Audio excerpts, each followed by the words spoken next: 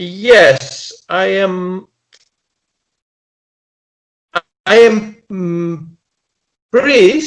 Catholic priest today, much more than before,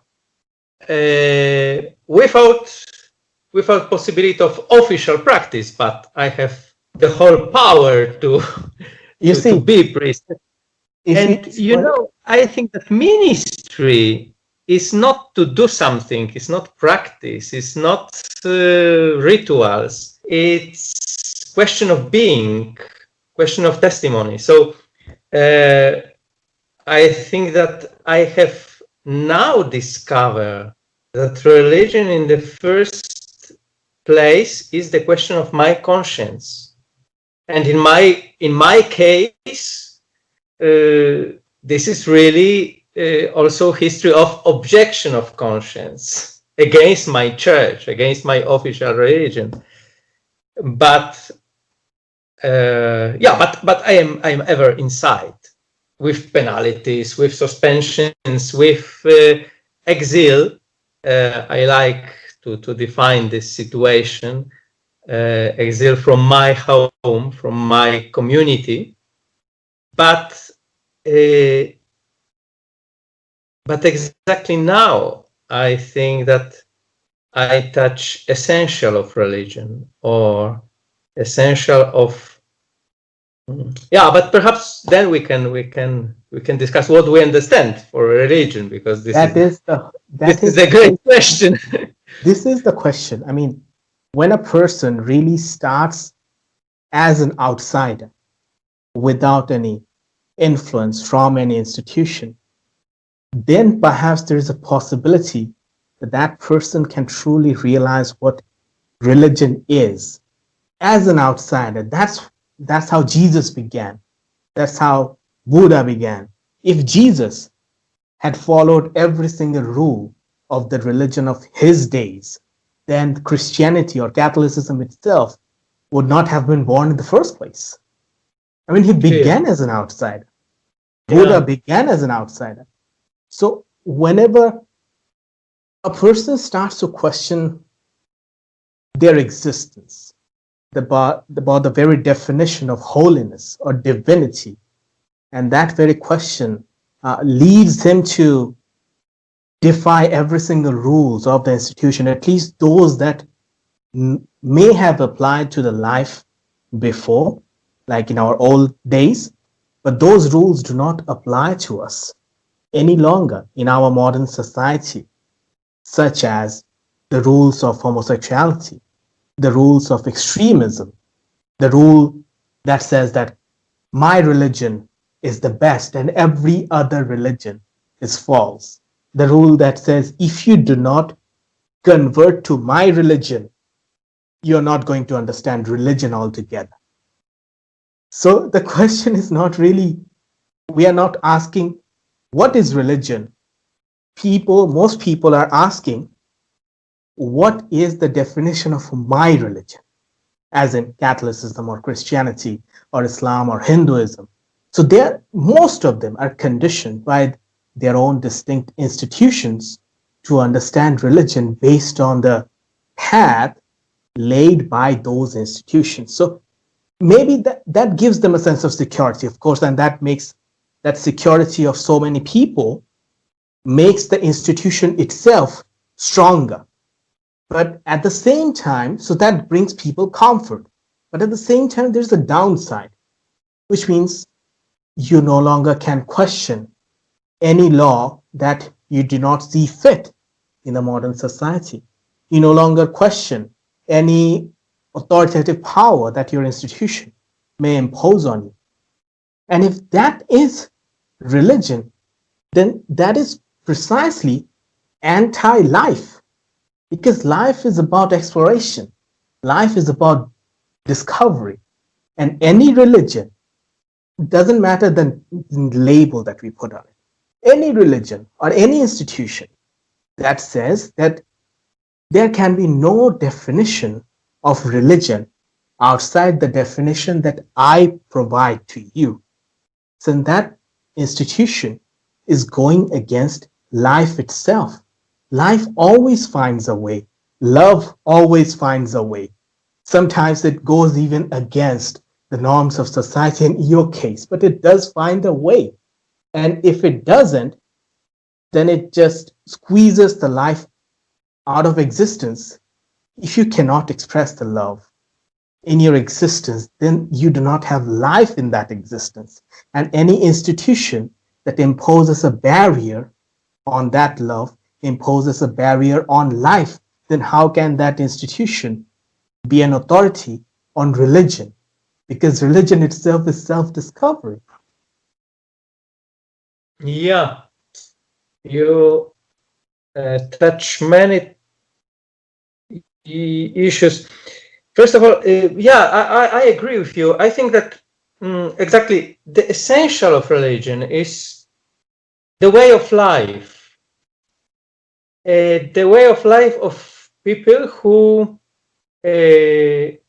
commit them to fellowship or friendship or way together with somebody who offer, like Jesus, like Buddha, offer security of some important questions in our life. But I think they don't begin with answers, doctrines, teachings.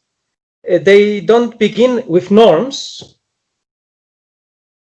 They begin with invitation to follow.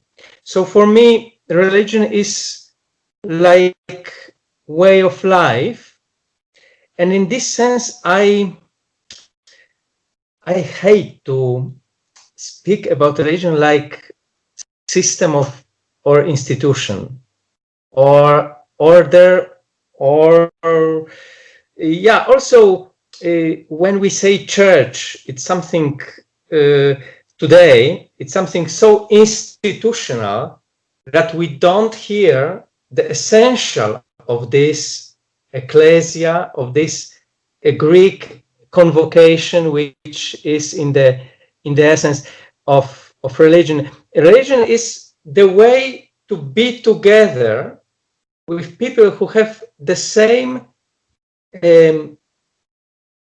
idea of meeting, of somebody who loves them, and nothing more. In that sense, strictly saying, I think that religions doesn't exist. There are only religious people. So religion, what we call religion, is formed by people. It must be reformed by people, and it must be lived by people. But religion doesn't exist. They are ways, paths of our I can say communion with somebody who can give me understanding of some important questions of the life. In this sense, I think that religion is question of conscience and not institution. Of course, there are all these things in religion: images, ideas, practices, beliefs, doctrines, institution also, and then laws and so on. But when we lost the essential of perhaps natural religion or natural spirituality of human being, when we hide this natural religiosity, we are far from essence of religion. So I like the comparison of Catholic historian Catherine Wallace, she say ever that religion is like art, poetry, literature, reveals by symbols, by images, by rituals, metaphors, tells storytelling, and in this sense, it's very different from science. But we need music, and not only acoustic or musicology. And in this sense, we need also religion, because religion can communicate something different and in different way as it can do science or philosophy. So yeah, but in this sense, I am a man of religion, as Dalai Lama can say, but he add ever, yes, but religion alone cannot answer all our problems, all our questions. So religion needs harmony with science, with human knowledge, with human experience, need harmony with all development of human being, all development of our conscience, not only personal, but also social. In this sense, when you say, I like, of course, this personal perspective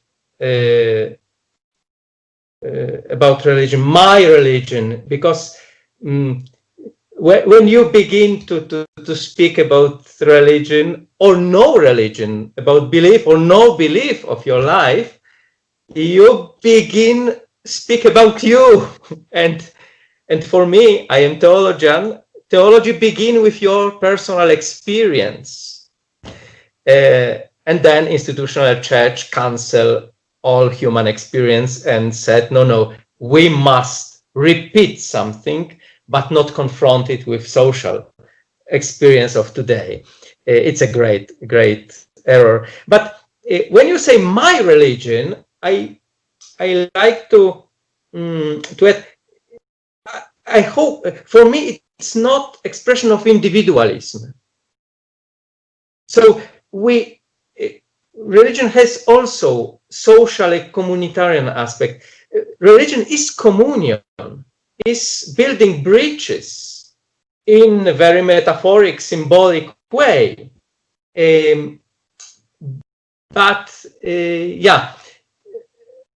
But in harmony of the whole human being and of the whole society. So when today, and you have just presented some ideas of theology of pluralism, religious pluralism, I think this is the answer for our time. The answer, by the way, condemned by my church, by Catholic Church and many other Christian denominations, but theologians like Paul Knitter or John Hick or Roger Haidt, I think that offer the prophetical view to the development of our comprehension of religion. So I can understand my religion or religiosity only when I begin understand religion of other. Today, I cannot close me in my study of my religion as it was 100 years ago, or not. So I must open my mind for another religious experience. For understand my religion, I need to understand other religion. But this is not enough. And I think that I must be open to people who are free from religion. I must be open to science, to human experience, to philosophical investigation, and I must be open to people who don't believe, who are without religion. And I cannot understand myself, if I understand them. And I think this is the principal problem of religion today. We continue the many religions and majority of religions are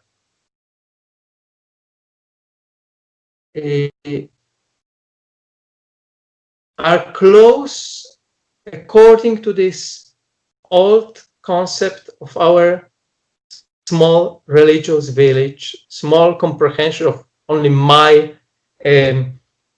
existence. But yeah, when I say that I must say we are, and I must understand we are. And this plurality or pluralism is not only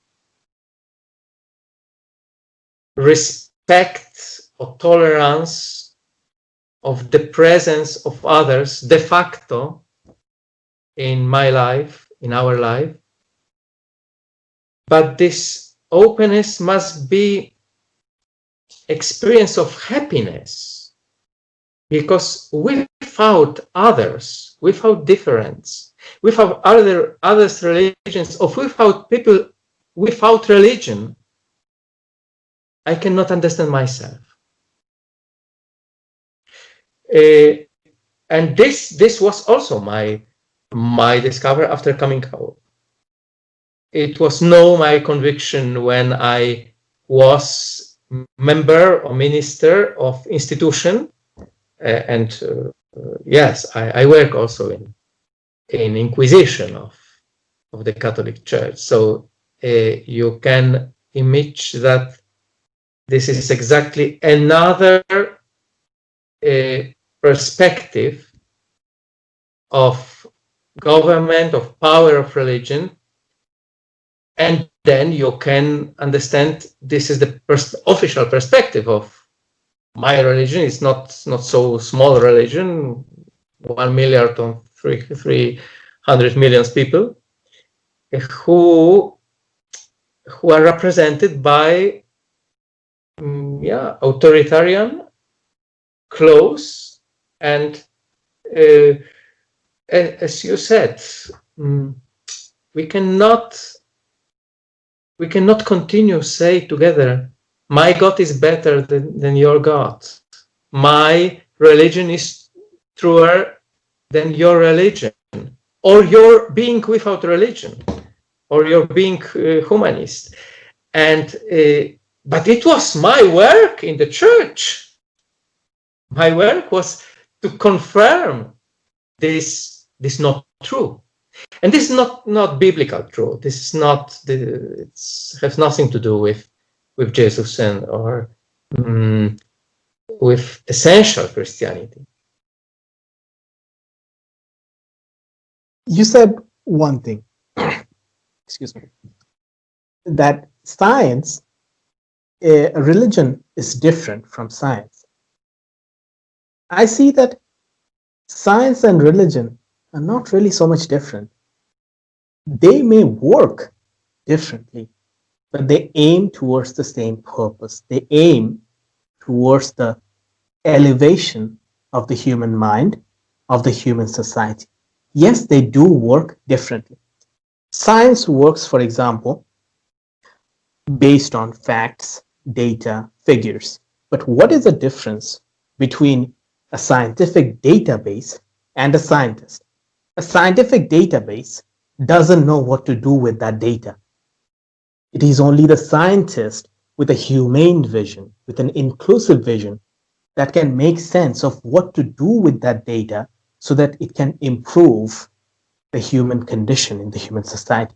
And if a scientist doesn't care about all that, like, I will just do whatever I want with the data, to hell with the society, then how can that person be a human in the first place?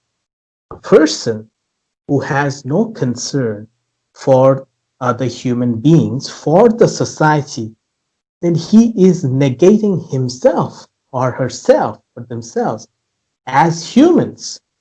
So in that case, they are not even scientists, they're just machines. And in a way, authoritarianism has turned religious institutions also into kind of factories. They manufacture individuals to confirm their laws, their theories. So I say there is, the moment you start saying that my religion, you stop talking about religion altogether. You go into theories and speculation and fundamentalism and literalism. So, which is against life. For example, people often ask me, am I a believer or an atheist? I tell them, I'm neither a believer or an atheist.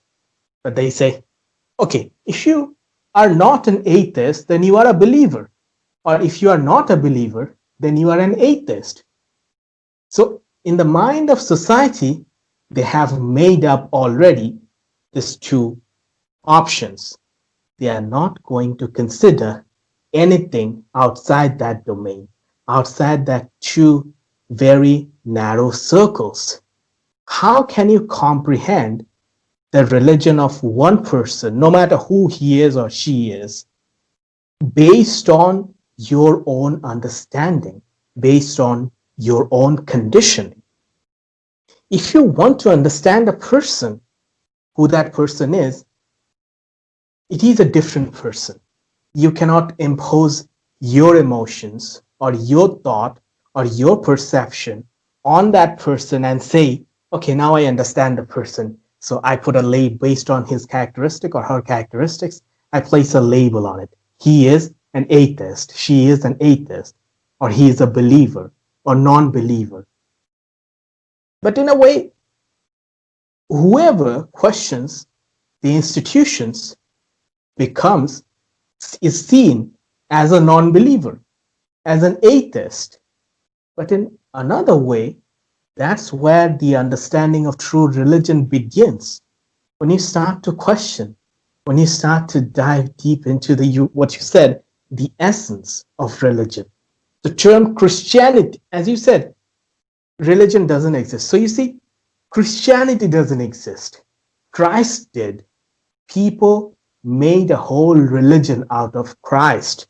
Then they built fences and barriers and more laws so that they could control people. And they enforced those laws on the society as much as they could.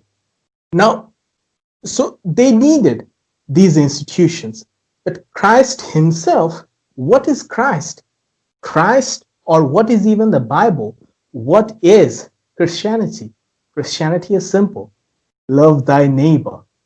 There is nothing else. But if you go to church and the preacher or the priest preaches you and you memorize and just repeat, love thy neighbor, love thy neighbor, love thy neighbor. But when actually somebody comes around asking for help, you ask them, what is your religion? I'm going to help you. Are you ready to convert to my religion? Then I'm going to help you. That's not what love thy neighbor is about. Love has no religion. Love has no gender. Love itself is religion. And different people across the world, based on geography, based on their social conditions at that period of time, comprehended religion in their own way, and they preached those.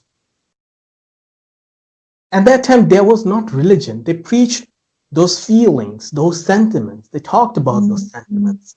They talked about those fundamentals of human life.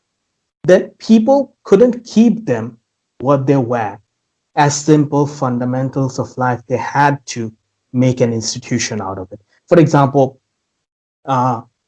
Christ went against the fundamentalism or extremism or authoritarianism of Judaism. So then we had Christianity, because his followers made a whole new religion out of it. But there was no need. Then again, in the other part of the world, there was another person called Nanak. So at that time, he was born in India, and at that time there was a conflict between the Hindus and the Muslims. So he said, God is only one.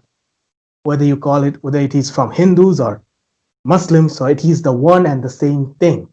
Ek Omkar Satnam, which means just that there is only one God, is preaching. But his disciples could not keep it as simple as that. They again made an entire new religion out of him.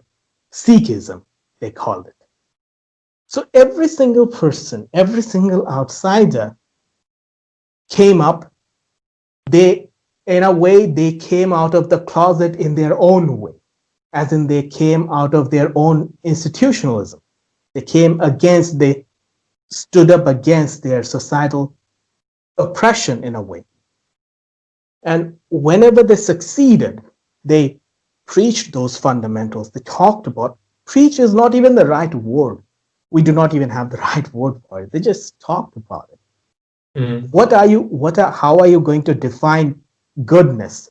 How are you going to define kindness? These are not preachings. These are the fundamentals of life. They talked about them, but people could not keep it simple enough. They made religions. They made the very definition of religion. And they created in each sector, in each part of the society, they wrote those things down. Then they put in more things. They made new laws and wrote them down, made a Bible, made a Guru Granth Sahib in Sikhism, made a Quran. And then those books became religion. What is this? How can a book be a religion? Religion is a person. Religion is life. How can you bind a life in one book? One person cannot even understand life in one existence. Then how can a book explain life? Yes, there are ingredients of life in every single corner of society, in every single book across the world.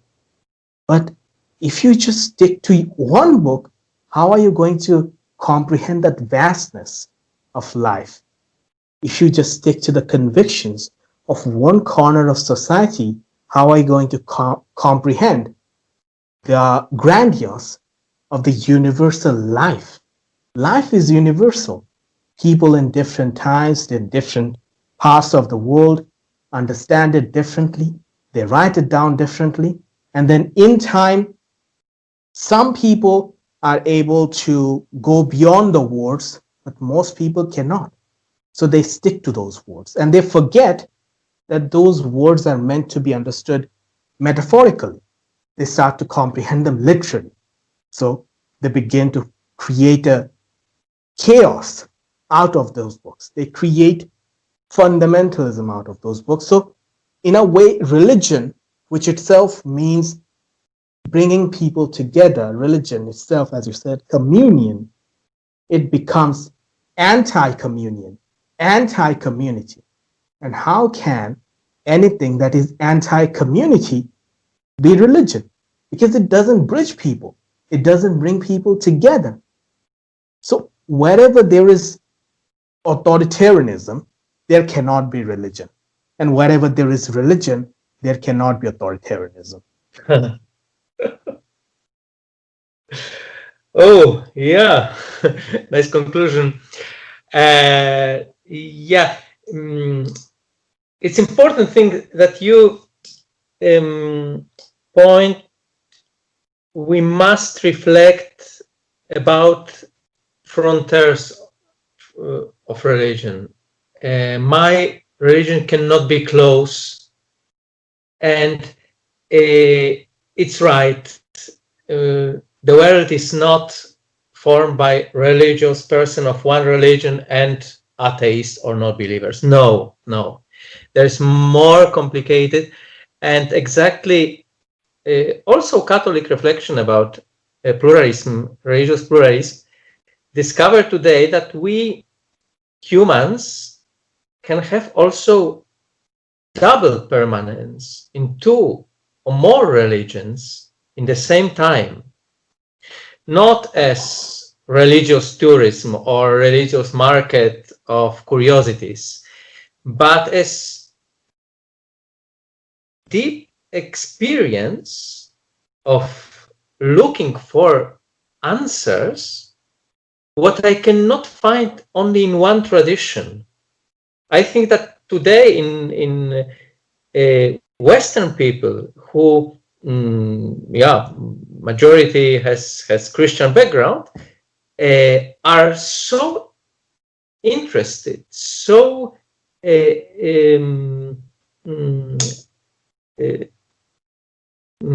so interested in Buddhism, in Asian religions, that many of them, we can say, have the double belonging to your Christian tradition, but also to Buddhist. Paul Knitter, who is a great master in these things, have a nice book entitled "Without Buddha, I Cannot Be Christian," because experience of another religion helped me to understand symbols of my tradition. So this our limits cannot be so strong, and this is the problem of institutional religions. Another example for this experience are mixed marriage or mixed relationships of people of two different religions. My Catholic Church impose the condition that children must be educated in Catholic faith, and I think that it's unhuman. It's impossible to say to two people who love each other that that tradition of only one of them can be transmitted to children. So the religion or religious institution blocks the most human, open, and also humble attitude to this experience of looking for answers. Because as you said, religion is a process. Religion is something something like evolution, something like continuous development, and not something static, and because life is not static. I think that when you speak about these negative sides of religious attitude, I think that today institutional religions have the big problem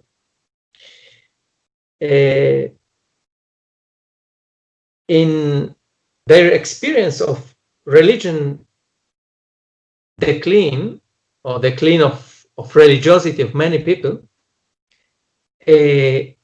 Many great religions or Christian confessions have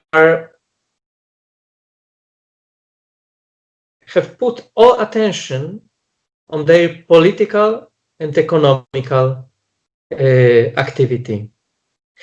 I observe something like reduction of religion to politics. Experience of my church many times is experience of something like political party, global party, in this sense very dangerous party, not diversificate in local experience of people, but global and total.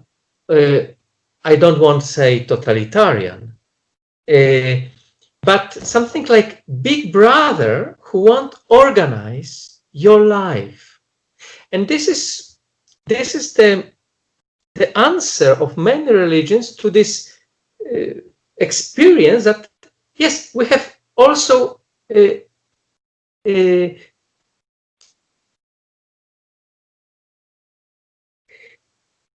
have also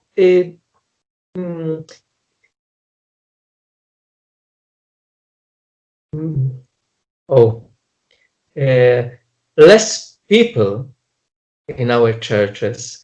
We must confirm that this Europe, where we are now, will not return to be Europe of cathedrals, where Christianity was the key of life and social security and collaboration. But we won't maintain our power, political, economical, and social power. And how we can do this? We can fight to dominate parliaments, governments, international institutions. So in this way, religions don't remember that I, as minister or religious leader, I serve the person. It's enough when I serve only one person in this world. I am looking to maintain my my dominion over society. Religion reduced to politics, and that means that religions begin to operate many times against democratic rules. We must impose our norms, our rules, and I don't think about rule of love or golden rule of religion. I think about many rules what are not religious or principally religious speciality. When we fight to political victory over societies, that is the place for all extremists' answers. And when you think about, my example is ever Catholic Church, my house. Yours is actually not an example. Yours is a revolution that the church needs. No, but a Catholic Church has the whole instruction how every Catholic can vote in this world, in this democratic world. And when you analyze what can we or who we can vote for our representation in the society, in Spain, for example, Catholics can vote only neo-fascist party or semi-neo-fascist party. And there's nobody more. Many Christians denominations today are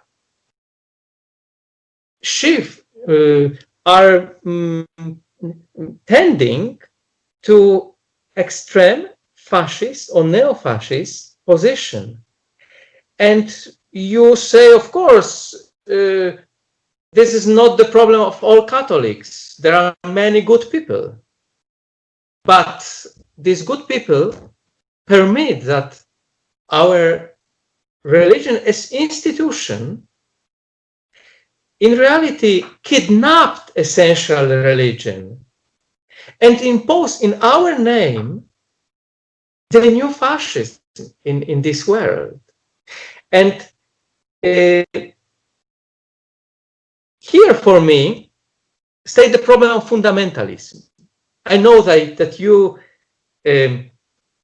correctly speak about literalism, and I know that you know that in fundamentalism you can find good things and wrong things. I think that fundamentalism is ever wrong, because fundamentalists ever kill. And the error is that we are convinced in public opinion that fundamentalism is connected with terrorism of one religion, who serve also politics and can invite terrorists in your city. So no, this is perhaps is hard fundamentalism, hard version, but there is also soft version of fundamentalism. And the soft version is very present in today in Christian denominations. First of all, it's clear that temptation of fundamentalists is present in every religion, and not only religion, also science. But when you analyze what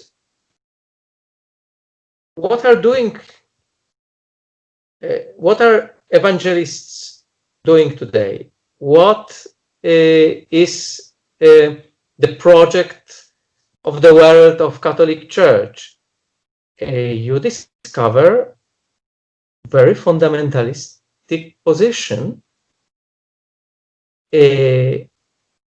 which they want imposed with their authoritarian force. And this kind of fundamentalism I call soft, but I am sure that this hide fundamentalists of normal religions who don't want to kill nobody, in reality is more dangerous as this news of some or terrorists who kill physically life. There are many forms of killing. We can kill spiritually, psychologically, socially. And Christians today killing our society. Many denominations. Christian fundamentalism is more dangerous. First of all, because it's present itself in very intellectual and kind form. Packet is interesting, with great smile, with big money, and with great conviction that only our truth is real true, is absolute. In this sense, yes, our missionary must be reconsidered in the future. But first of all, we must reconsider our reduction of religion to politics, and then our looking for extremist position and our fundamentalism. Yeah, many times this is the reaction of fear when institutions discover that people are not there. We are alone. We are alone with our absolute truth, and we must impose that to the society. Ronald Inglehart, in his last book from last 2020, Religion's Decline, have a good analysis. Churches, religions today want to continue impose on society their pro-fertility norms. That means you must impose to women to stay at home and produce as many children as possible.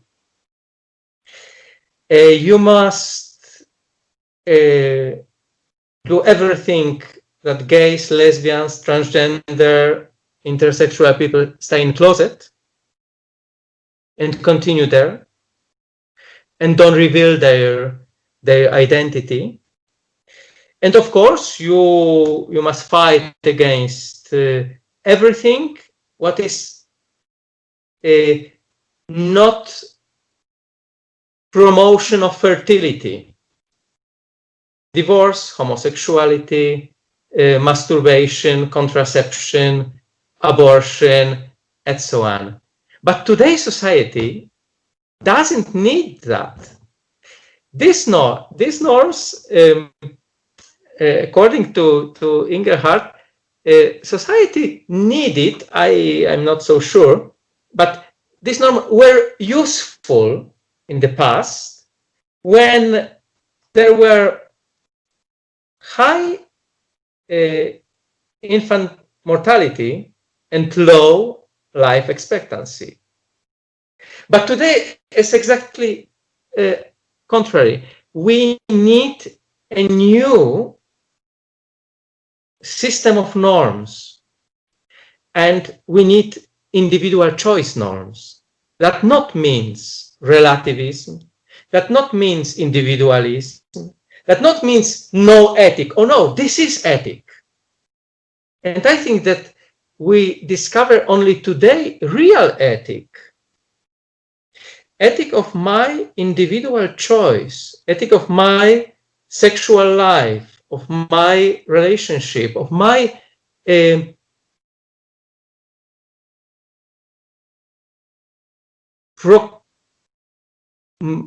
procreativity. So we discover that person is the heart of our choice and not system of rules. We discover that first of all, this new possibilities we have is coherent with human rights, because fighting for close women at home and gays at closet in reality presents high human costs, and it's a real persecution.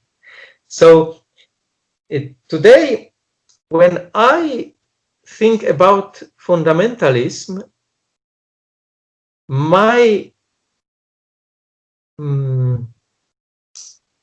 criterion for define this phenomenon is not only attitude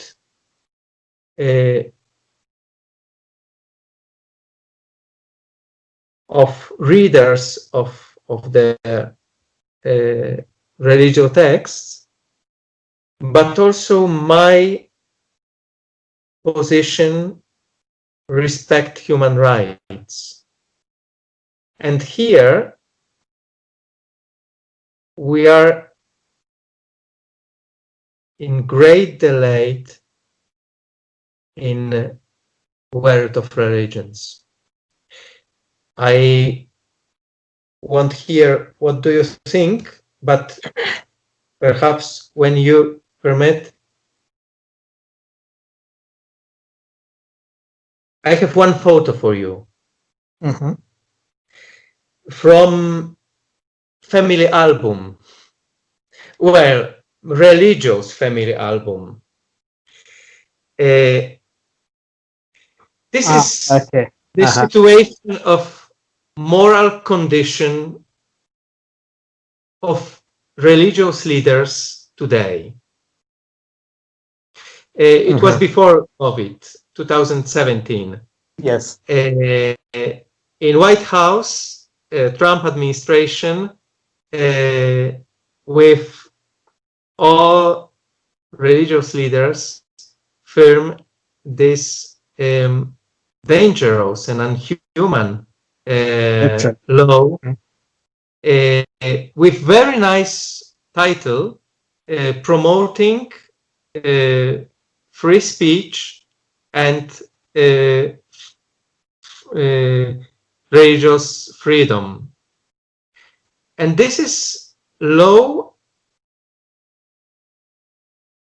that permit to consider religion beyond society and beyond normal law. This is the license to discriminate homosexual people, women, minorities, no believers, and so on. And it's perfect when you see here the presence of Catholic Church is majority. There are 3 persons. Cardinal Well, 1 year later dismissed because protector of many pedophile priests, but presented in the same moment by my Pope Francis as a model of bishop. Perhaps, yeah, when you hide pedophile priests, you are model of our bishops. But this is the shame. Here are 2 nuns, Little Sister of the Poor. I was chaplain in their house in Rome, and they didn't give me time for give my things after my coming out. And they have many trials with employers, gays or women's, who are eliminated from their houses or hospitals. And this law of Trump is exactly the good image of moral and spiritual condition of religion. And here are Muslim and Jews and Hindu and evangelicals, and then when I see what we are looking for as religions in this world, and this is power and authoritarian power over everybody, I ask me, where is my house? Where is my community? And perhaps in this moment, I return to your solution. I need my religion. Because in science, you are in community of scientists, and and you are at home when you respect the correctness of our process of knowledge. But in many religions today, when you don't promote your hateful position, you cannot find nothing more. So I discover how many people begin to feel themselves exiled from every religion and tired when what they do and what they do also in this pandemic time is not in favor of humanity, but against our humanity. It's not for offer love, but exactly something other. You said, I'm a scientist, I belong in a community. The problem with our world is that we have many communities, scientists, preachers, theologians, philosophers, but none of those communities is perfect. None of those communities is at its absolute best, because those communities are made up of people, and people will always have this good side and the dark side. Dark side as in, we must simplify it. What is the dark side? The dark side is, again, comes down to those days, those ancient days, or even our days in the jungle, when kill or be killed was the law. And that instinct for survival still lives on in us. And that makes us do horrible things. So that is the evil side or the dark side. But again, we developed the civilized side, the capacity for questioning, the capacity for acceptance, the capacity for inclusion. Now, this capacity for inclusion doesn't come easy. It is very difficult because it is a comparatively new capacity, whereas our evil traits, our traits for segregation, our traits for denying people to enter our community, our traits for excluding people, our traits for prejudice and discrimination, those things go back millions of years. So you can imagine the difference in time that these two sides of the human mind have existed. So that makes our good side, it makes it difficult for us to practice the good side. The more we practice, the more it becomes stronger. Now, you said, I belong in a community of scientists, but again, the community of scientists itself is like the community of preachers or theologians. There are preachers who are against homosexuality, who are against equality, who are against religious harmony. But there are also new preachers, preachers with new ideas who want to evolve, who want to break the very paradigm of their institutional religion. They want to take Catholicism to the new society, into the new age, where there will be no homophobia, where there will be no prejudice or discrimination against people from different religions. So these are two kinds of priests that exist in the religious circle. So there are, again, two kinds of scientists who exist in the religious circle or in the scientific circle. The scientists who proudly proclaim themselves atheists, and they fostered the same kind of hateful attitude towards believers like the religious extremists do towards people from other beliefs.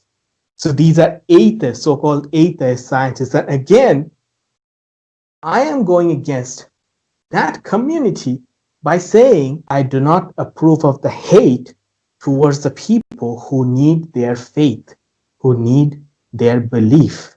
Religion, however, we see it has existed till now because it gives people comfort.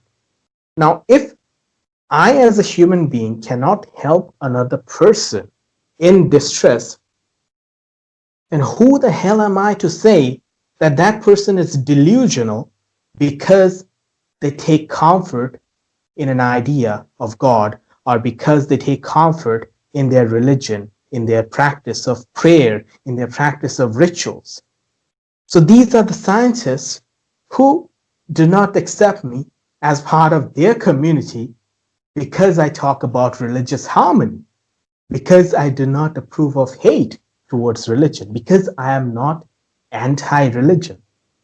As if there is these people who think that science and religion cannot go together. What nonsense is this? Science and religion must go together. You cannot progress as a society if you take away one of the two wheels. Science is the fact. Science is the curiosity. But religion is the unity. Religion is the bridge. Okay, there are problems with institutionalism, but address the problems, not religion itself. We have to make the very definition of religion evolve, just like we have to make the very definition of science evolve. There are people, or there are scientists who have made science in a kind of anti-religious paradigm, which science is not. So there is this revolution in science itself, like there is this revolution in religion, which takes religion ahead towards a more inclusive society. So there is this in science towards a more inclusive society. Okay, I understand science, I understand how the universe works, but if I do not have the basic kindness, the basic humanity to accept another person just the way they are, if they are not committing any kind of hateful act, then who am I to say that that person is unscientific? What the hell is unscientific? You cannot live on facts alone. You're not a machine. People are not machines. Computer can. I would rather lose a debate than lose a friend, because humans are there. You can live with humans. You do not live with facts. Yes, facts are part of life. But what comes first? People or facts? Of course, people first. That's common sense. What are we going to do if we only have facts, we only have Google, but no people around us? And we are not going to find anybody who is exactly like us. There is always going to be some kind of variation, because variation itself is life. Life itself is variation. Life itself is founded on pluralism. We call it pluralism, but it's just diversity. It's variation. So to recognize diversity is science, but to celebrate it is humanity. And that is the fundamental of religion. Religion itself is human. We have institutionalized it, we have theorized it, we have speculated it. But at the end of the day, if we remove the covers of the Bibles, the covers of the Qurans, the covers of the Gita, and bring the most fundamental things from every single book or every single religion, and you'll find something common, just like you will find something hateful in each of those books, because those books were written by people, and people can never be free from prejudice, can never be free from their primitive characteristics. So we have these biases, so which seep into everything we do.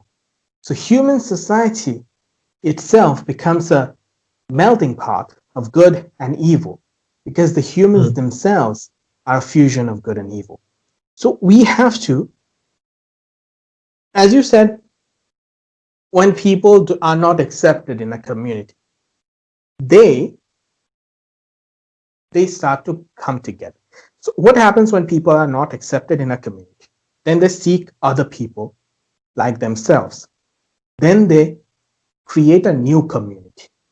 So we have where they share beliefs, where they share rituals, where they share habits, where they share norms. So that community becomes a new community which did not exist some time ago. Now again, in the new time, so we have this new community.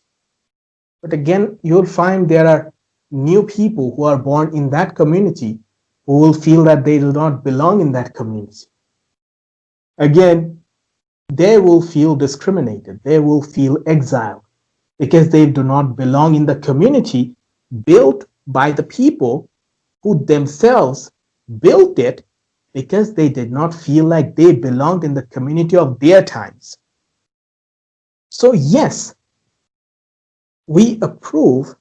There will always be norms. There will always be societal habits.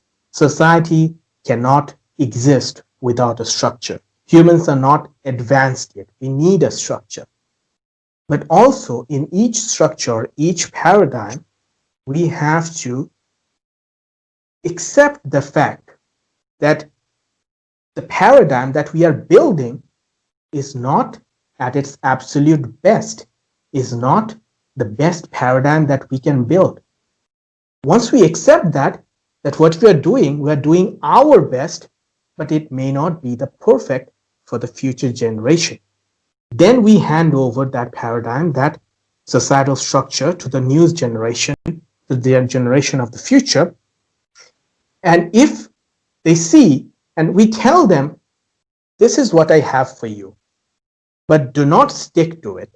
Take whatever there is good you think applies to your time, your life, your existence, and make it evolve, and even think of new things and expand.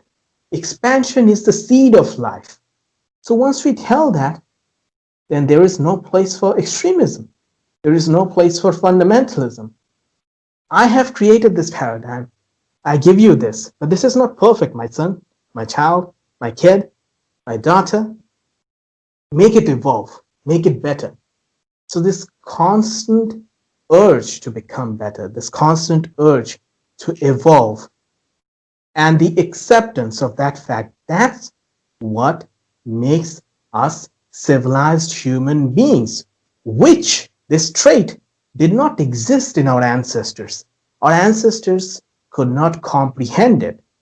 What they did is they created the paradigm, and they made sure that that structure or that paradigm remained exactly the same, and that they are obeyed exactly the way they obeyed them. And that created all the conflicts. They could not comprehend how the society will be in 100 years or in 2000 years in case of Christianity. But they said, we have this book for today. You must accept it, whether you are born today or 2000 years later. What is this? If you do not involve evolution, whether it is science, whether it is religion, doesn't matter, whether it is philosophy, whether it is theology, if you do not involve evolution, then you are essentially leading it to a more chaotic society. The paradigm that you're creating is going to lead to more chaos because you forgot to accept the fundamental thing, the fundamental of evolution. So everything, religion, science, philosophy, politics, doesn't matter what, it must evolve. And that's what, again, Catholicism or Christianity or several other religious institutions, they're trying to do something that is go back to the old days when religion and politics was the same. Religion was politics. So in our pursuit for democracy, towards building a civilized society, we severed that string between religion and politics. We severed it. But again, these several institutions in several countries are trying to again go back to those old days. They want to go back, not forward. They are not advocating for freedom of love. Love itself is free, but the very fact that we have to talk about freedom of love is a disgusting matter, is a disgusting stain on our very existence, that we still do not have the capacity to love whoever we want, or we do not have the capacity to do whatever we want. We have to still talk about it. But we have to talk about it because without revolution, there is no progress. So if there is no revolution, if somebody doesn't stand up and say that this is wrong, this is time to change, this is time to evolve, then that structure is going to remain the same forever, which will create more bloodshed, more extremism. I mean, why does the Pope exist, the authority figure, Pope or Dalai Lama? Why do these people exist? Because people allow it. If the people across the world, majority of the people, stood up and say, I'm going to follow Christianity in my way, I'm not going to recognize any authority of Pope. Who the hell is Pope? Why should I recognize that authority? My authority is my own conscience. And if Christ said something good for the society, then I have the same Christ spirit, because the Christ was a human being, and every single human being who does human deeds is a living Christ, no matter what religion they come from. So the same way, every single human being who does a good deed is a Buddha. So the same way, religion, these words, these labels have barred society, have imprisoned society because people have allowed it. Take Dalai Lama, for example. I mean, in one space, he says, "Love is my religion." Okay, so he says, "Love is my religion." I'm not going against it, but I'm just trying to point out the dilemma of the matter, the complexity of the matter. He says, "Love is my religion. Compassion is my religion." If that is so, then why do you not dissolve your very institution? Why do you have to pass that authority of the new Lama, of Dalai Lama, to another person? Why don't you dissolve it if love is your religion? Now I accepted that people may need that comfort from that authority. So we are not going to that debate, but that is the question. Why should people allow authority in the space of religion? Your religion is your conscience, your temple, your church is your own heart. Whatever goodness there is, you can learn from your own conscience. If you just question, if you just wonder, if you just explore, you don't need a pope to tell you who to love. You don't need a pope to tell you who to vote. But they still do, because again, that's what you say, soft fundamentalists. Like they just sit around and do whatever they're told. I mean, they may not go into the extreme. That's even worst kind of fundamentalist, because they're allowing it without taking any credit for the bad deeds done by the extremists, done by the fundamentalists. 3 points, very interesting. First of all, our communities are not perfect. Yeah, that means that we need constantly reform. So religious people need to reform their religions, our experience. In science, it's perhaps easier because the old thesis is substituted by new thesis, which is more coherent with reality, or express better reality. In religion, I like your solution, conscience your religion. You must follow your way in the tradition and not be slave of authority. But This is possible in Buddhism. This is possible in some Protestant liberal denominations of Christian, where the person is center and your relationship with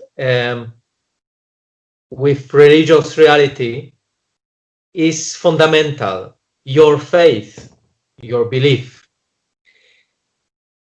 This is more difficult in religions like Catholicism, Jewish religion, or Muslim, where the imposition, institutional imposition of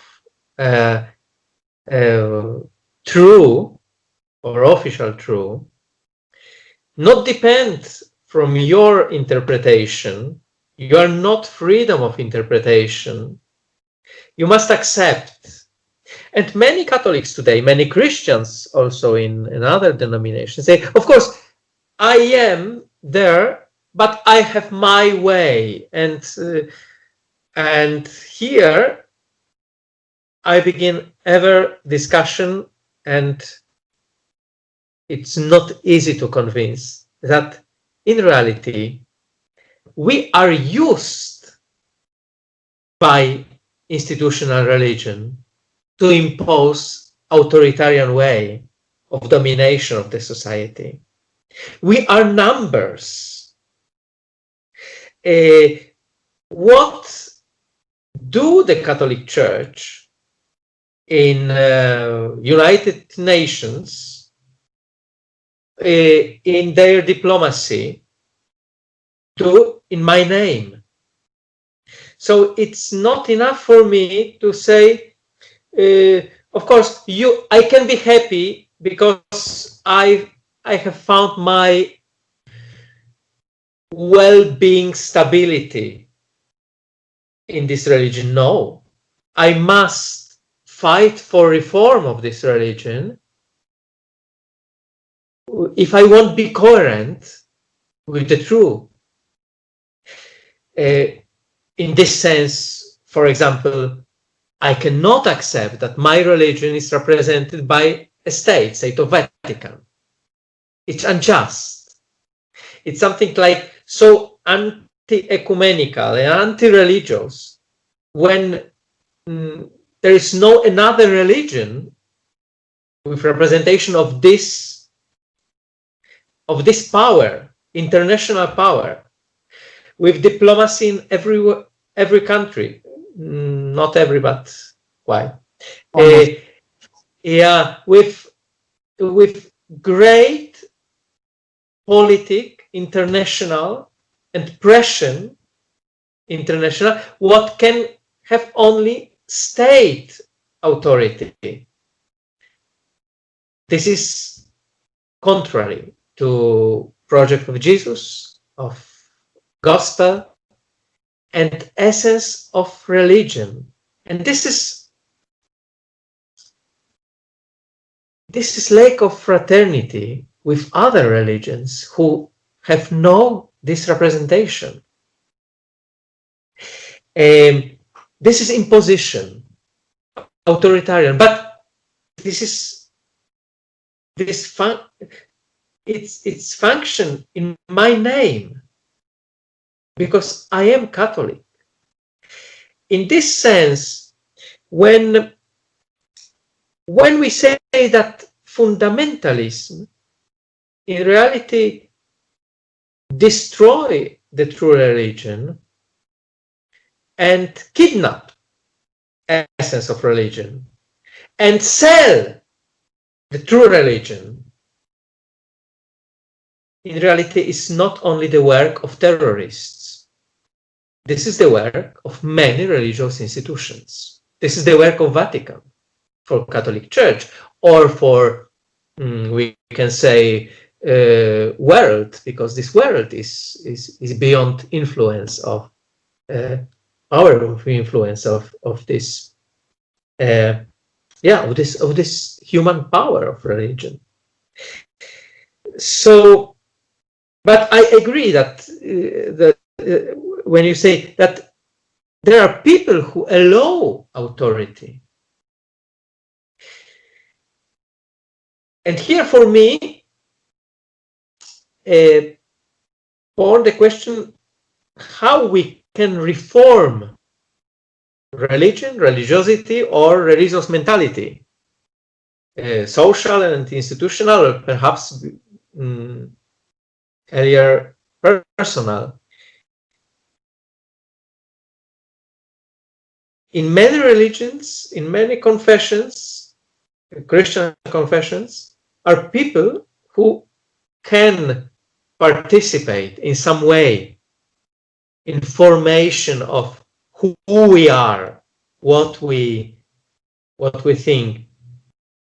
In Catholicism, it's impossible. Can I wait when my community, when my religion wake up for return to love and cancel its obsession about fertility, about reproduction? Can I wait when my religion return to discover that love is essential for relationship and not producing embryons? Can I wait, or I must do something? Or another, can I fight my peace of conscience, my private way of being Catholic in this system, or I must denunciate this system, as I do with fundamentalism of evangelicals or Islamists, fundamentalists who I think that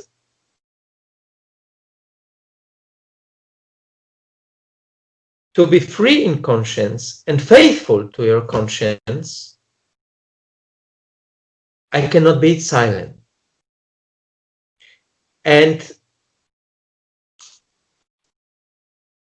yeah, for me, this is my way of religion now.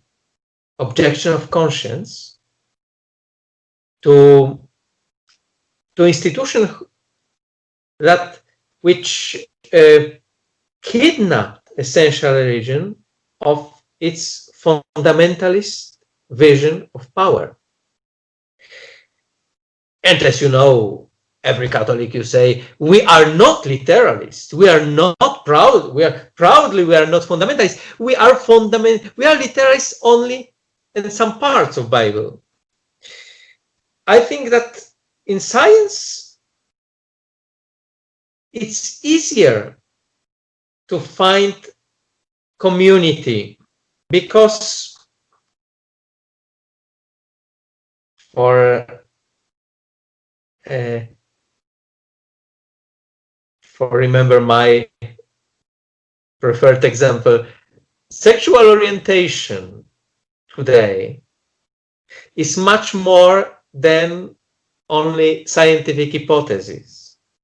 It's something more. It's scientific thesis.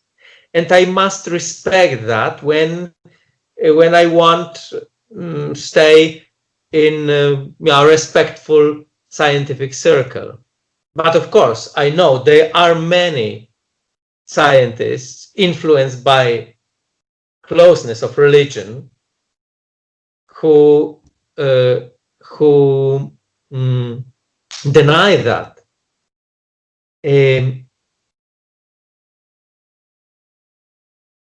What we need in the religion for reform or delayed, we need confrontation with other religion, but first of all with science, but not science done by our propagandists' representation. Science in this version of authority of majority,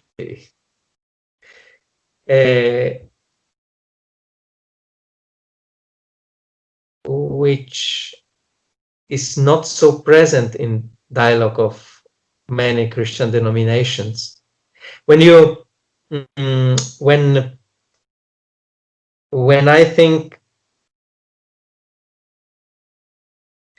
think about evil produced by religion in many questions of gender, of sexuality, of women rights or LGBTIQ rights today, I think that the only way for reform is to obligate religion, to obligate our religious leaders to confront them with science and confront them seriously with science. And how I can do this, I like your solution. Without revolution, it's impossible. Without revolution, there is no progress, but without revolution, there is no change of religion, development of religion. And revolution is the matter of people. For revolution, I need people. And perhaps in this religious world, the sad experience that you don't find people who won't risk their life for revolution is a very frequent experience.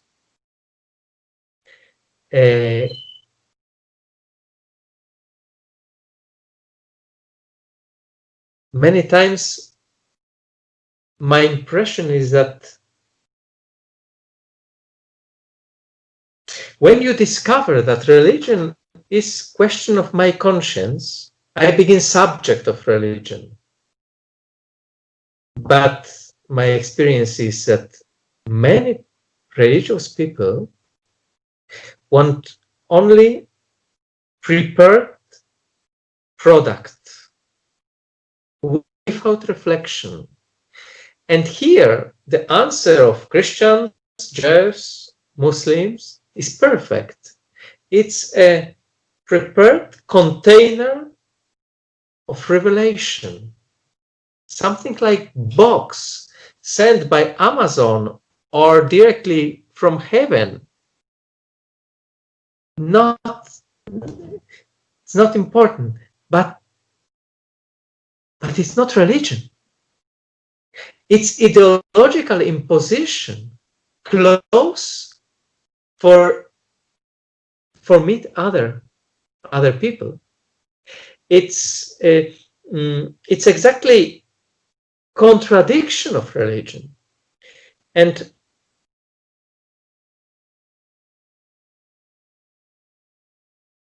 I see in many religious people fear, or perhaps it's my Catholic deformation, fear of personal reflection.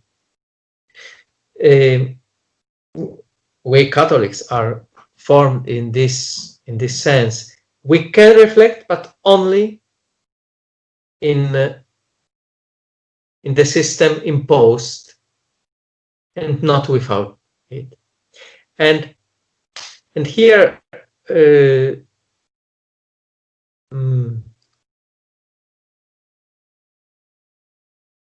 here the wall to destroy is not only the closeness of religious leaders, but closeness of followers who are victims, oppressed victims of many unhuman positions, which must be reformed, and reformed urgently, because religion cannot continue be unhuman. Religion cannot continue be motor of misogyny or homophobic or sexist or anthropocentric imposition of power.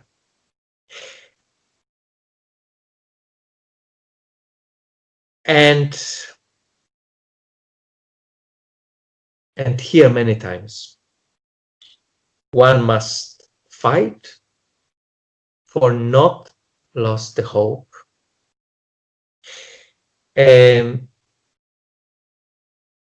Yeah, religion is not perfect product that we must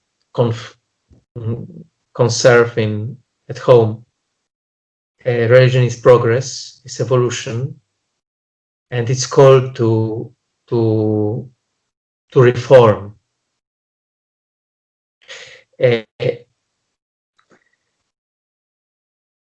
Another confession of my Catholic religion. Normally, we are ever delayed. Respect human knowledge, respect human experience. Today we can say respect sociological knowledge about humanity. What we tendenциally refuse as something what cannot contaminate our purity of thinking. We are delayed. So we needed 300 years for accept solar system. We needed more than 100 years for say the first positive word about evolution. It was John Paul II, and in one Wednesday audience, he said in, I think it was 1993, evolution is more than scientific hypothesis. It's thesis. But 10 years before, he said it was only one among others scientific hypothesis, and we must treat it in this way.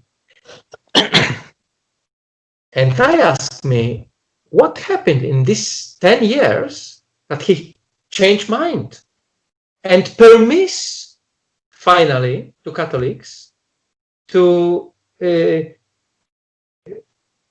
rational? Doesn't change nothing. But when religion is reduced to politics, and I agree with you, you said that it was our past. We were ever with politics. Yes, but my problem is when we reduce everything to politics. Today we we are not interested as Dalai Lama to form conscience of people who follow him or here. We are interested to maintain our political and financial power. We have necessity to confrontation and with essential human issues connected with sexuality, with our human identity, with our everyday life of every person in this small village world. And our religious delayed respect sciences about sexuality, homosexuality, transgender people, about women, today is not more acceptable. is shameful. And this is, for me, the problem of real, serious dialogue of religion with society, with science, with no believers or believers differently from your way. We are close, and fear of this world, close in our castle of rules, norms, dogmas, where not people, where you cannot find human heart, when you cannot find love, but power, not power of love, love of power. And this is a sin, if you want use theological term. This is the structural sin of religious people who form structures and systems and institutions called religions.